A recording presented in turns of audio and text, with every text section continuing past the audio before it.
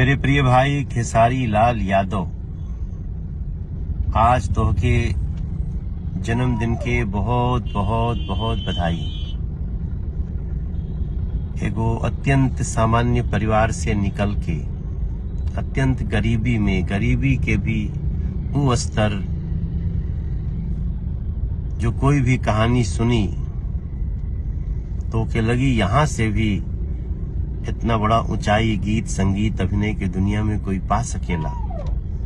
ऐसा एगो उदाहरण खेसारी लाल यादव भाई, तोहरे जन्मदिन पे बहुत बहुत बधाई मनोज भैया की तरफ से।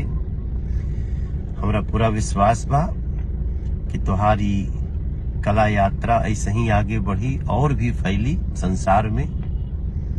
स्वस्थ रहा, मस्त रहा और भोजपुरी के श्रोता लोगन के, दर्शक लोग के ऐसे ही मनोरंजन करत रहा।